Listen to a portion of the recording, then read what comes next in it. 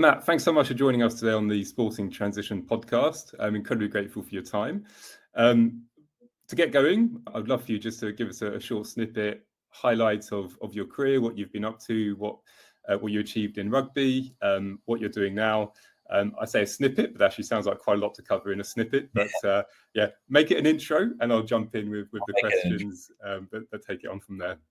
Perfect. Well, thanks for having me on, Mark. Yes. So, my name's Matt Betty. I came from rugby. I came from a rugby background and transitioned into sales, as some sports people tend to. My background, as I was at Sale when I was younger, in the academy there, and then moved to Hartpury, Gloucester. So I went and studied at Hartpury for 4 years and played rugby there with some, obviously some very famous people now, so in the rugby world. Then managed to go abroad and play for a season, which was really exciting and fun.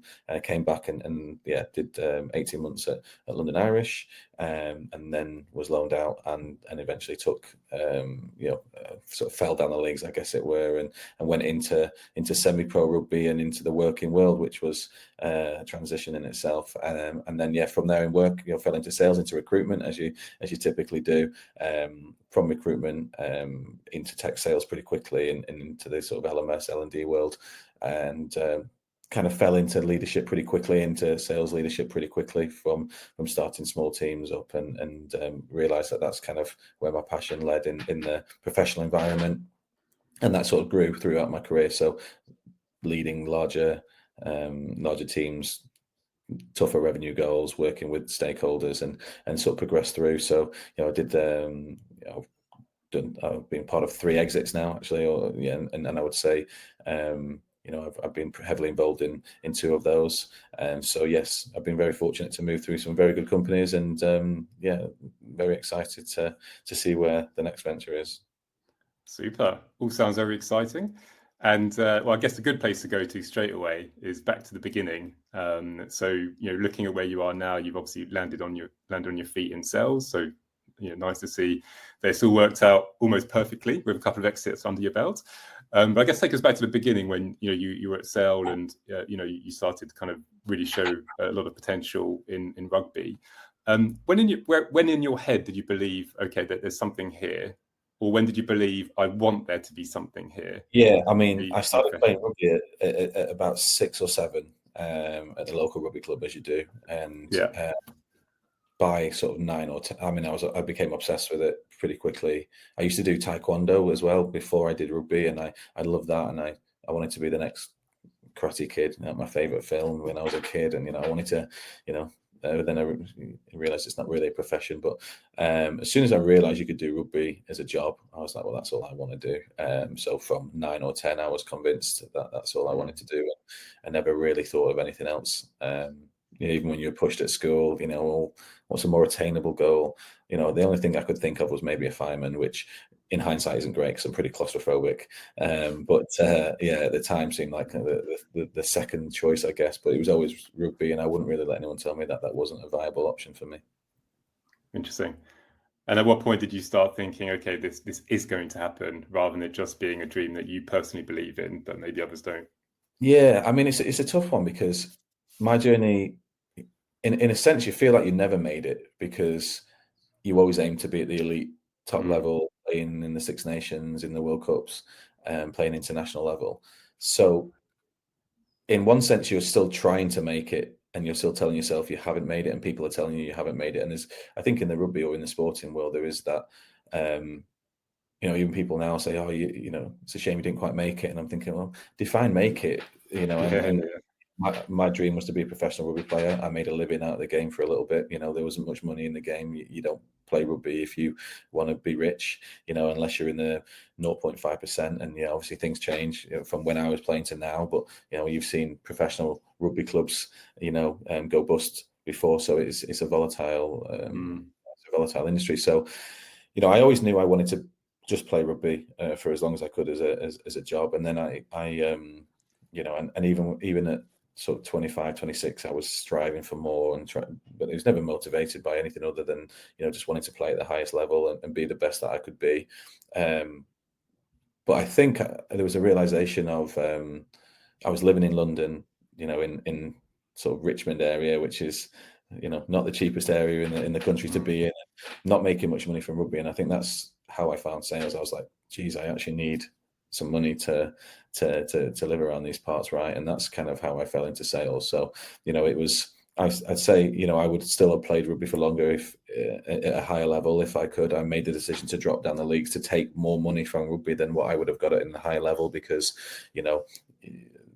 clubs are quite tight with their budgets. They'd rather spend money on big names and then develop young talent through, rather than the other way around. So it was quite a tough decision, but obviously professionally a good one, because I got ahead of the game, and I've still got friends coming out of sport now, coming out of rugby now, who are, oh, what am I going to do with myself? They reach out, Matt, you've been working for a while now, have you got anything going or any advice? And so what you lose in one, you gain in the other. I'm very grateful for my time in the game, and I love it. And I still work in rugby now. I still coach, a club down the road, Ledbury, and it's great fun. But for me, I always knew that I wanted to be a professional. To me, I just wanted to be better. So even when you class it as make it, I don't think you ever class it as making it until you can sit back and go, yeah, I can retire from rugby. Yeah, it's interesting. So if you were to define your ambition to be professional, was that really more around being able to kind of live, pay mortgage, pay for food, but still do full time what you love, which is rugby? Or was it more symbolic, i.e. getting a contract with a big club, even if the contract maybe wasn't worth that much and maybe still put financial pressure on you, but that being a symbolic milestone to say, I've just been picked up by one of the biggest clubs, and now in its own right is a goal that I wanted? Yeah, I would say the first. I think doing rugby as a job, is all I wanted to do. So for that, I did, and I was happy, because I was doing what I loved and I was doing what I know. And if you would have asked me at that point, well, what else would you do? I would have had absolutely no idea where to go, what to do, and how to do it, and there's naivety in that, because yes, the age old, what happens if you get a career ending injury? Where do you go from there?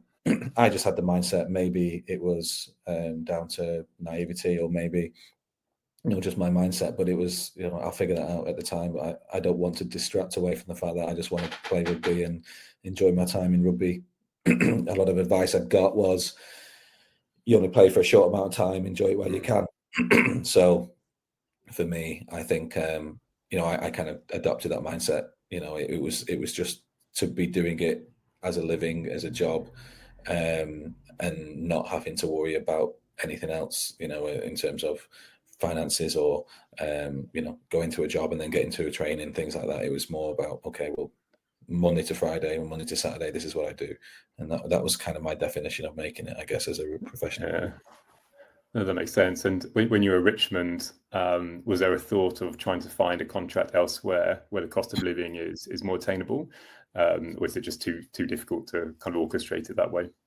Yeah, I didn't really plan that far ahead. I was kind of just focused on playing well and putting myself in the limelight. And, I was playing a lot of reserve games and playing well and not getting chances in the first team much. And, I think I was just focused on being the best I could. I think at the time as well, maybe it sounds like a bit of an excuse, maybe it is. I was quite small. I was typically the smallest on the pitch, albeit the quickest or one of the quickest. And but there was definitely I think a thing in rugby at the time that size and professional rugby was incredibly important. I think looking at how the modern game's played now, and you've got players like Chelsea Kobe who are 76 kilograms, which is what I weighed when I played. Maybe there are anomalies or the game's changed, but I think at the time it was pretty physical and forward orientated, or you didn't have, even when I was younger, you didn't have video. You didn't have video footage of games. Your CV was a written CV of your rugby career with your bench press on it, your if I'm going against other players with with gym scores, I'm never going to win that. So it's easy to forget how different it was. But I was always just focused on being the best I could be. I didn't really think about going anywhere else with it wasn't about the lifestyle. It was just about being at the best club you can be at and getting as good as you can and trying to get events, and I enjoyed my time there. I really enjoyed my time there, and it set me up because I ended up going to a club that was ambitious and had some money and was encouraging players who were maybe encourage players coming from high leagues to their league to help elevate them and take them to different leagues, and that was that was fun in its own right. But it was a difficult transition because I'd gone from a professional environment my whole career to something that was semi-professional where people worked and trained twice a week and played on a Saturday. And that was kind of, that was the, okay, this is kind of strange. And then it was what can I do with my what can I do with my 9 to 5 on a Monday to Friday? I played Xbox for 2 months and thought this can't be it, right? And then I realized, well, maybe you could get a job, and kind of how it happened, right? So it was, there was no more thought process behind it than that. Interesting. Yeah. I mean, I was going to ask, which you kind of answered the question, but when did kind of first doubts set into your mind that, okay, maybe there's something else I need to think about here? But in a way, it almost feels like it happened very organically, where you're kind of almost forced to think that way when you went part-time. It was organic, and there was a time when I was kind of falling out of love with the game. Maybe I was probably quite bitter towards the fact that I felt I was good enough to play at a higher level than I had, and I was not getting the chances that I felt I deserved. So I was probably quite bitter towards the game, and I decided to financially go somewhere that was able to support me, provide you, they provided you with accommodation, and London's not cheap, right? Or South London, and got some accommodation and made some good money from the semi-pro aspect from it, and then managed to then get a job on the side, which originally was, it was still rugby, then job, and then I quickly realised actually, one of them pays or could pay more, and one of them you'll be due for 50 years, and one of them you'll do for 5, and I had to sort of, and I kind of had that. I've only ever done rugby, right? And I was good at rugby and I enjoyed it. So I enjoyed it because I was good at it. If I was not very good at it, I probably wouldn't have enjoyed it. And when I fell into sales, I became quite good at it. And it's in the blood. My dad's a salesperson. My granddad was.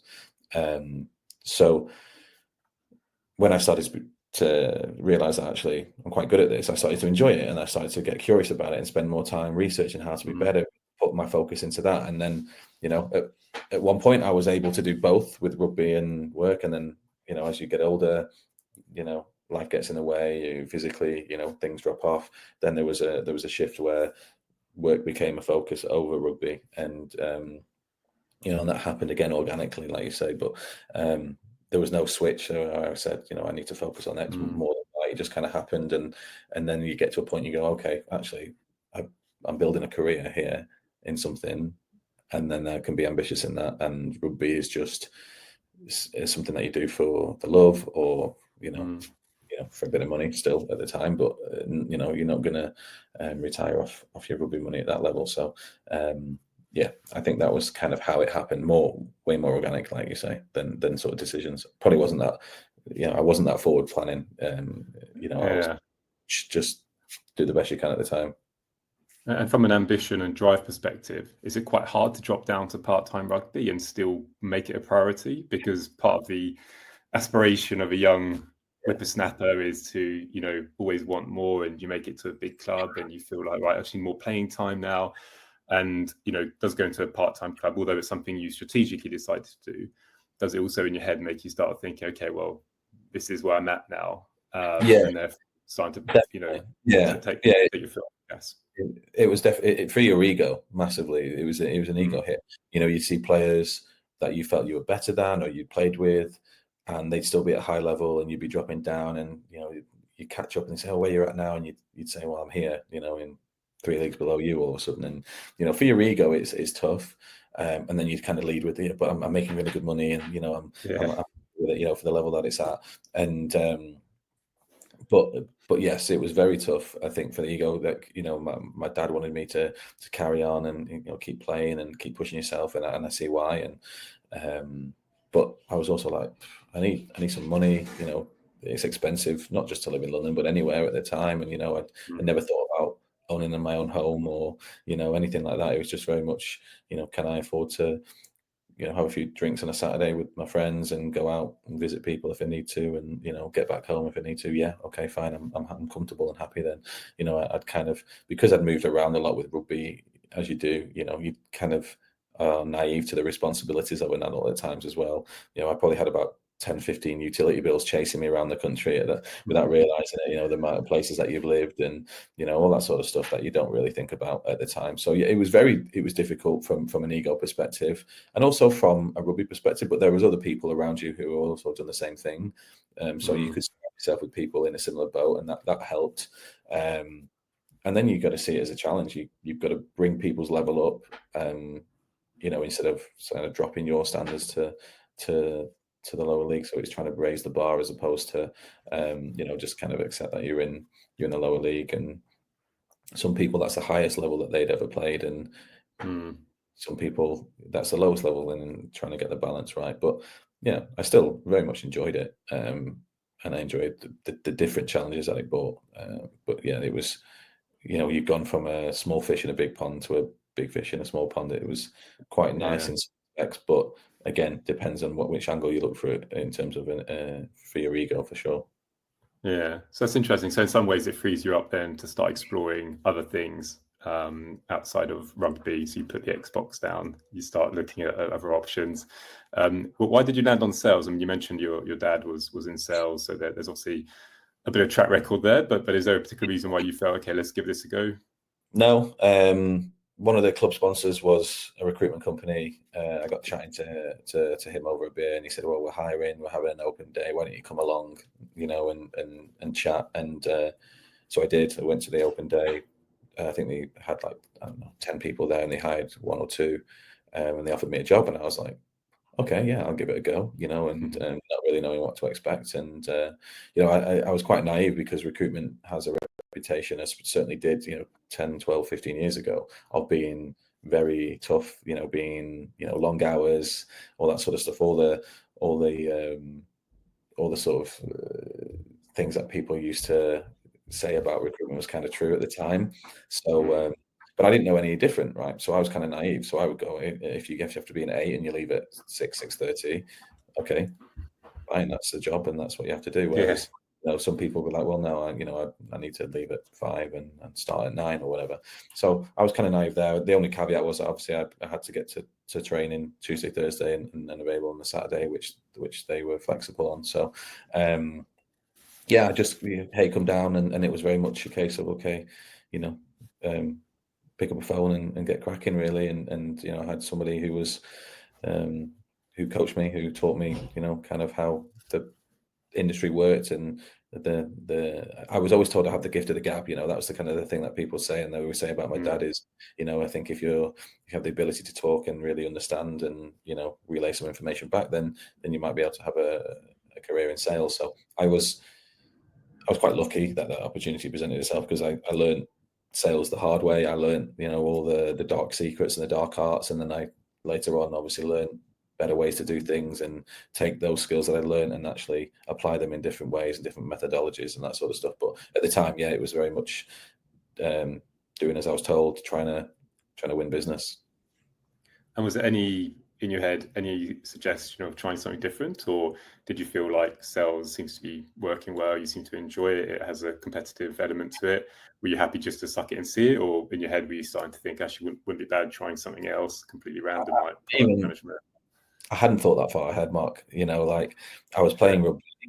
I had a job that gave me some money that meant that my rent was being paid for by rugby, which was very lucky, and I was earning some additional money from that, and then I was getting paid to work. I was like, well, this is kind of fun. So I was enjoying it. I was enjoying having money in the bank, albeit not massive amounts, right? It was an entry level recruitment job, but at the same time, that was a steady income on top of not paying rent in London. So I was quite grateful. So I didn't really think any further ahead than, oh, maybe I should look somewhere else. I was trying to get better at what I was doing, and I was getting better. So I was like, okay, well, I'm enjoying, like I say, I enjoy something that I was good at if I was getting better at it. And people were telling me, how you could do this, maybe you could do this if you keep going in 3 months, maybe you could have a team here, or maybe you could, move into this role. I was like, oh, okay, cool. Let's aim for that then. So I think I was more short-sighted in the sense of I was just trying to be better at what I was currently doing. I wasn't I'm not one of those people to just do something for the sake of it. If I'm going to do it, I want to be the best at it, right? So I don't do things half-hearted, and that was definitely my my approach to sales. That makes sense. I mean, I've interviewed somebody in the past where they were still kind of half in sport and then half out. And I couldn't quite work out how in on the sport they were. And it made the recruitment decision quite difficult because obviously I'm definitely very keen on recruiting sports people. But I found it quite hard to really decipher whether sport was still the priority and Yes, therefore work would suffer. But as you know, when you work for startups, it's an unbelievable opportunity for candidates to actually grow day by day because there's just so much to learn on all fronts. So I was always a little bit apprehensive. How did you settle that concern with the sponsor? Obviously, there's a bias here, which is it's a sponsor, so they probably have an inclination to want to help. But did you feel you have to juggle that? Did you feel like you had to juggle that a little bit as part of the process, or did it really not come up very much? it was definitely something I had to juggle when I started, but in the actual process, I think they knew that my rugby was my was my passion and still my job at that point.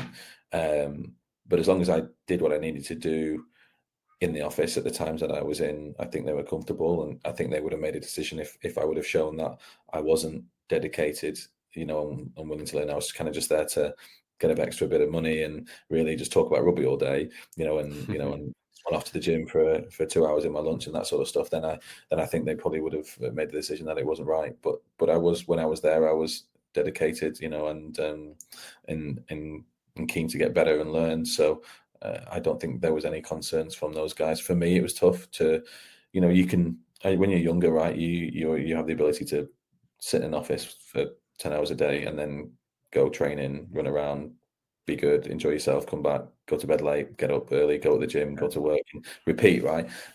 But it isn't sustainable.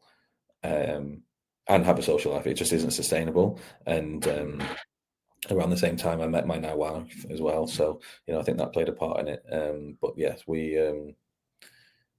I don't think, to your question in terms of how do you really understand if people's motivation is work or rugby or both, and is that manageable? I think it's very dependent on the individual, dependent on like the logistics as well. Like, well, how far away is your sport? How much time do you need to dedicate to that? How much personal time do you need to dedicate to it?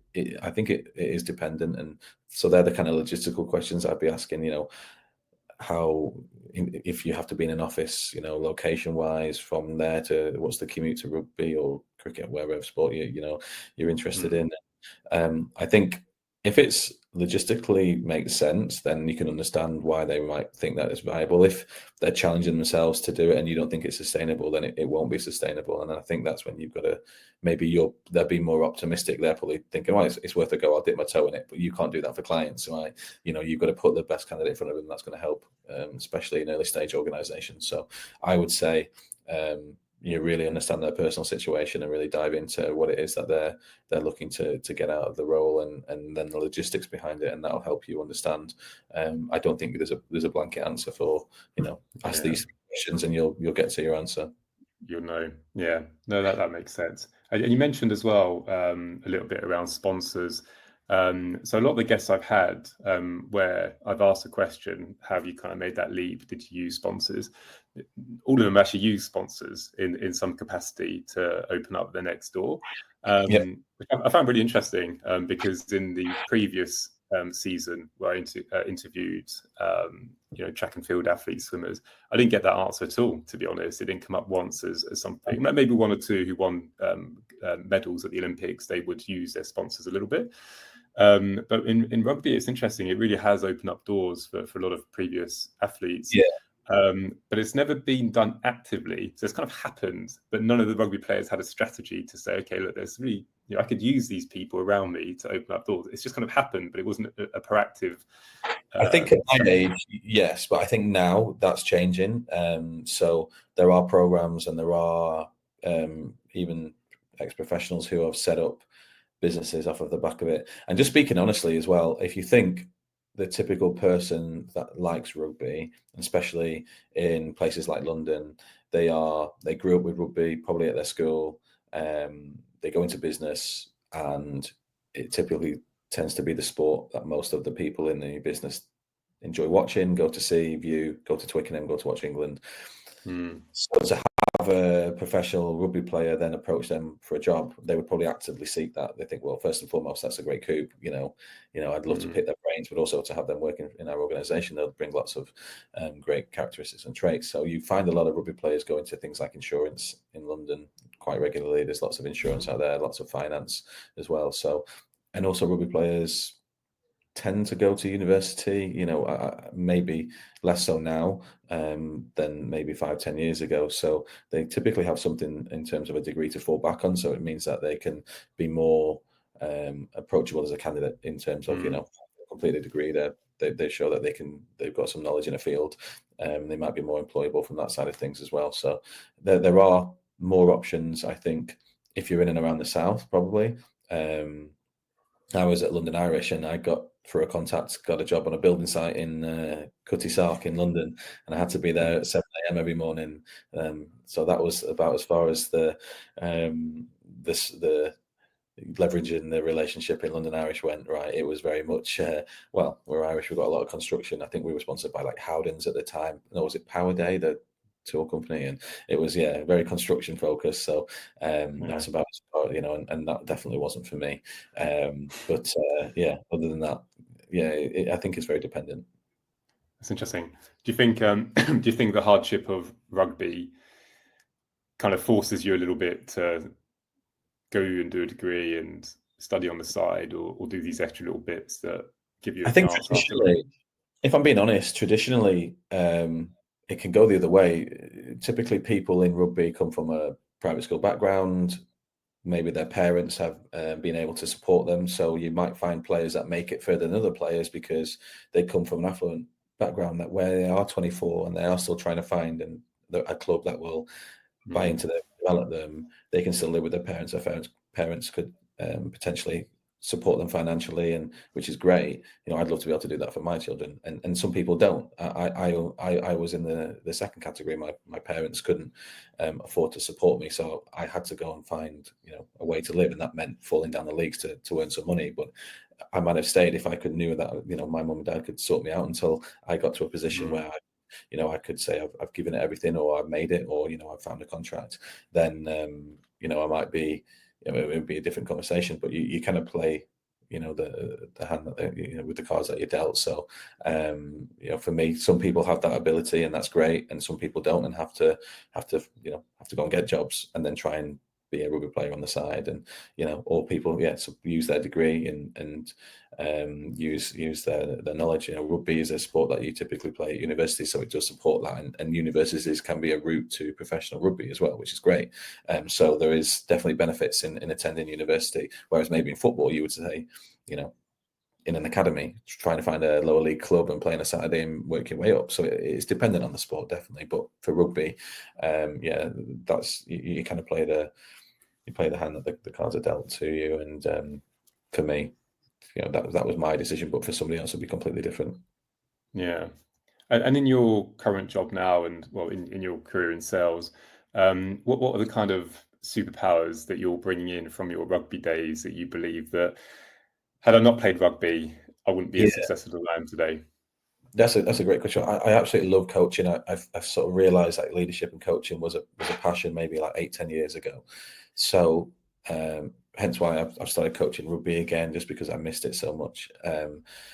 But I think very much having the ability to get the best out of people, I think is, if you were to summarise it, you can give all the salesy answers and all the things that you'd put on your CV and on your LinkedIn, but in reality, it's kind of getting the best out of people, and that includes business leaders, business owners. If you understand, you can manage up, but you can align with their business goals, and then think, okay, rugby people are kind of told what to do, and then the rugby systems, if you're defensive system, attacking system, you have a role and you buy into that, and that role contributes to the system.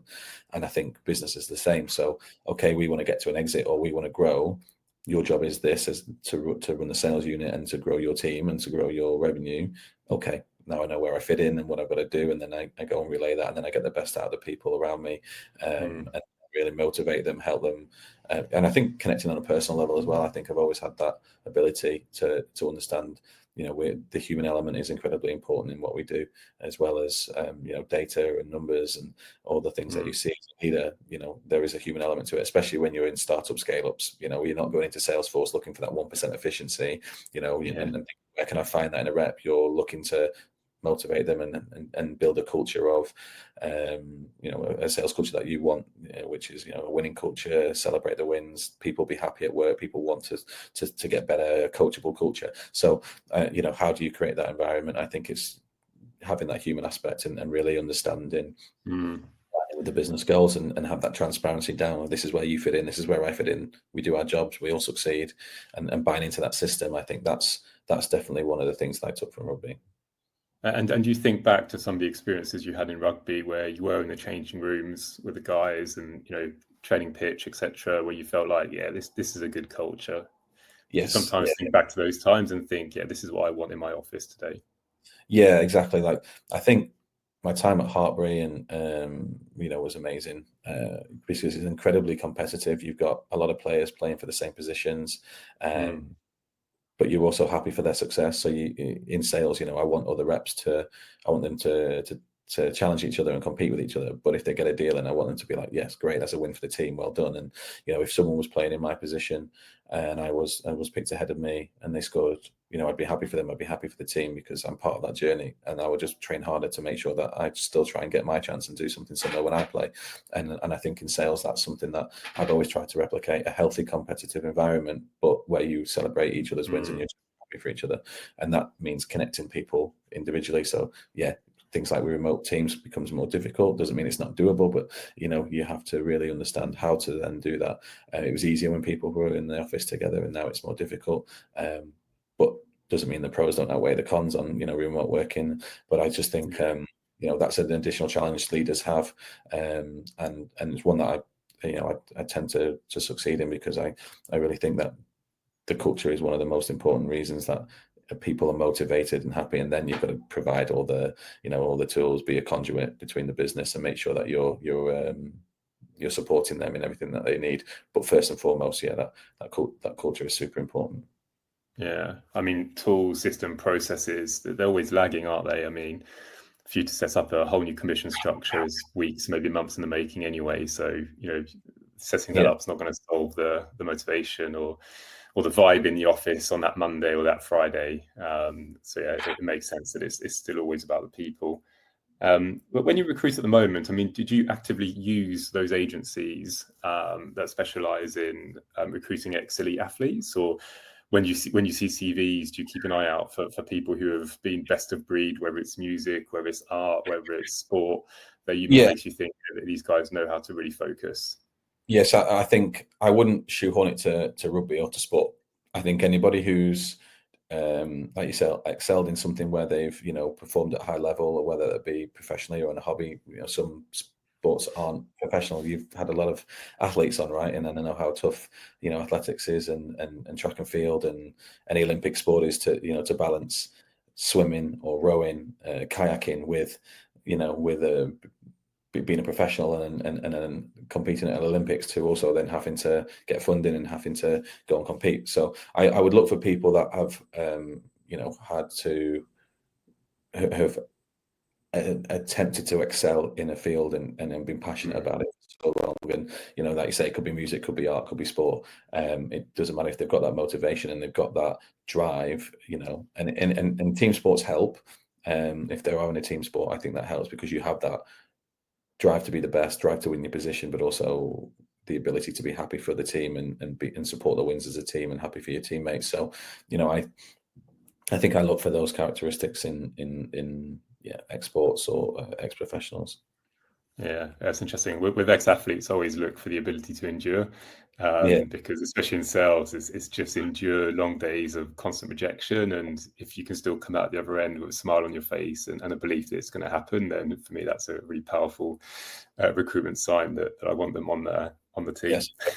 Yeah, that's a great example. And nothing that's happened to me professionally with lost deals, whatever it may be, nothing has hurt more than times in rugby where I've I once played in a semi-final, scored 2 tries, We were playing at Twickenham the next week. I told all my family I'd be playing at Twickenham.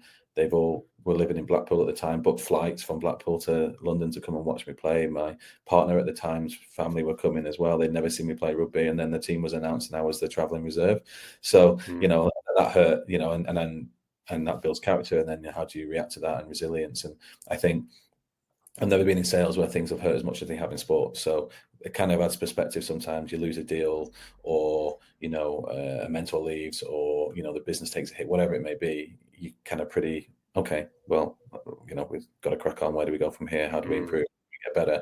And I think that you say that gives you the ability to endure, to think, okay, well, got to keep fighting. Sales is tough, sports tough. It's not something you can just win at instantly. It's a grind. So yeah, it's probably a really good example.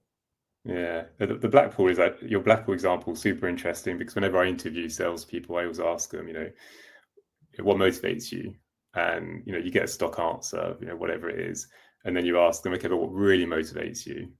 And then you start getting under the surface of the real reasons why people get motivated, and it's actually things like your Blackpool example, where it actually kind of it remains in you a little bit that you want to prove the world wrong, that actually that I remember that feeling, I remember that occasion. And I hear it so many times. And actually, the most recurring one is actually daddy issues. Well, that makes sense. It always comes down to daddy issues. That's why I wanted to prove my dad wrong. I wanted to show my dad I could do something. A number of times that's come up in interviews. I stopped asking a question because it starts getting a bit too hot down the HR route. That's it. You don't want to start doing a counselling session on a podcast, right? Yeah, exactly.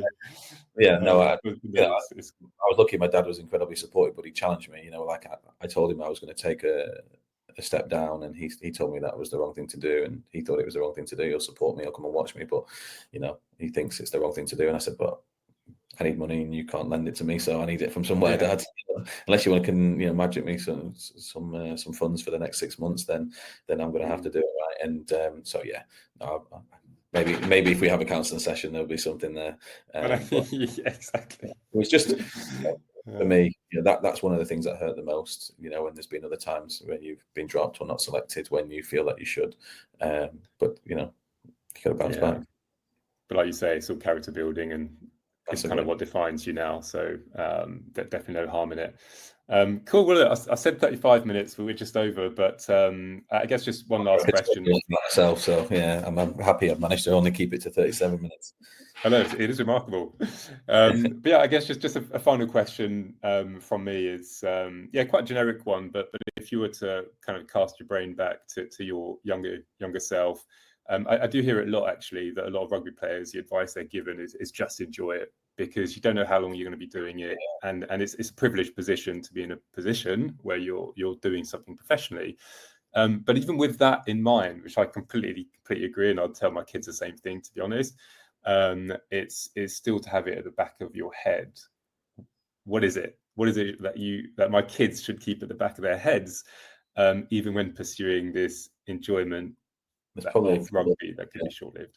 One is look after your body, because one of the regrets I have is that I had the mentality that I would play every game. If I'm injured, I'm still going to play. I played at Twickenham when I had a hamstring. I was on TV and made a fool of myself because I shouldn't have played. And I would always say look after your body, because rugby career stops at what age, and then you've got another 60 years of living. Hopefully, so you look after your body. But a younger me wouldn't have listened to that anyway. People told me that, and people told me to enjoy it where you can, and you just think, go away, you old person. I'm can. So, would I have listened to that advice? No. The other thing I would say is just, which is what I did actually, just but through naivety, don't worry about the future. Like, you'll find a way.